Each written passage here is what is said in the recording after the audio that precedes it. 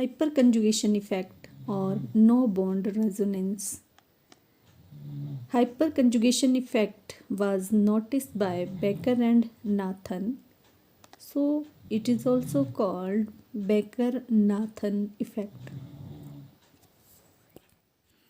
Hyperconjugation is orbital interaction between pi bond and adjacent sigma bond in organic compounds. तो इसे समझने के लिए हम एग्जाम्पल लेते हैं प्रोपीन का। यहाँ प्रोपीन के एग्जाम्पल में ये जो डबल बॉन्ड कार्बन एटम है, इनके पहला जो कार्बन एटम है उसे हम कहेंगे अल्फ़ा कार्बन एटम, और इसके साथ जो हाइड्रोजन एटम हैं इन्हें कहेंगे हम अल्फ़ा हाइड्रोजन एटम। तो ये जो पाई इलेक्ट्रॉन पेयर है of the double bond, pi electron pair of double bond, this one cause cleavage of CH bond of methyl group, and electron pair of the bond get conjugated with pi electron pair of double bond। यानी कि ये जो bond है वो यहाँ आ जाएगा, ये pi bond यहाँ पर बना लेगा, और ये जो इस डबल बॉन्ड के यहाँ जो डबल बॉन्ड है कार्बन कार्बन के बीच में, ये इलेक्ट्रॉन इस कार्बन पर शिफ्ट हो जाएंगे।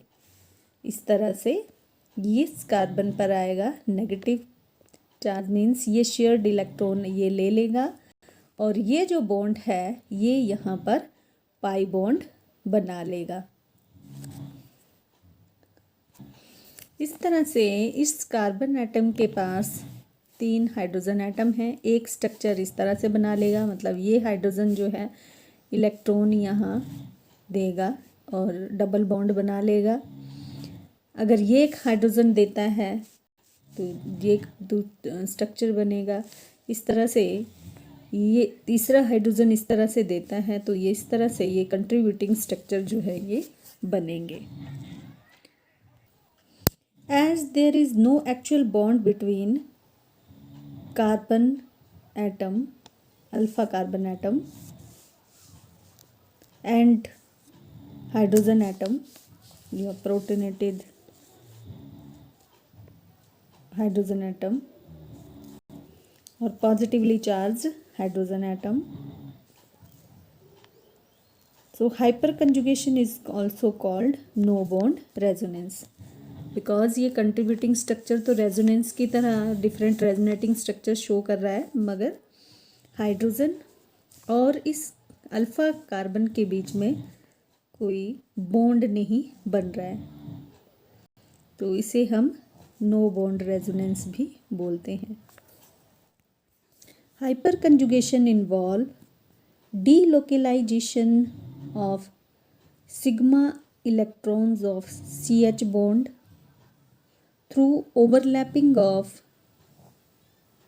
p orbital of double bond. Application of hyperconjugation. First, shortening of carbon-carbon bond length. In case of propene, carbon-carbon bond adjacent to double bond acquire some double bond character, hence little shorter. तो इस तरह से इस carbon पर भी partially double bond character आता है। तो डबल बॉन्ड की लेंथ, सिंगल बॉन्ड की लेंथ होती है कार्बन कार्बन में 154 पिकोमीटर। तो ये दोनों में ही इस तरह से पार्शियल डबल बॉन्ड करेक्टर आ रहा है, तो ये लेंथ जो है ये शॉर्ट हो जाएगी and it is 149 picometre, which is less than normal carbon carbon bond length. Next application is relative stability of methylated alkenes. Larger the number of methyl group linked to carbon-carbon double bond, more is the number of hyperconjugation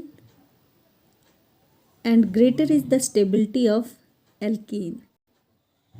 तो यहाँ example में जो जहाँ सबसे ज़्यादा number of alkyl group हैं वो सबसे ज़्यादा स्टेबल इन नेचर होगा। तो स्टेबिलिटी को हम यहाँ लेते हैं तो इसमें स्टेबिलिटी सबसे ज़्यादा होगी। This is 2,3 dimethyl but 2 ENE। ये सबसे ज़्यादा स्टेबल होगा क्योंकि इसमें 12 अल्फ़ा हाइड्रोजन होंगे। अगर हम नेक्स्ट लेते हैं, this is 2 methyl but 2 EN और इसमें 9 अल्फ़ा हाइड्रोजन एटम आएंगे।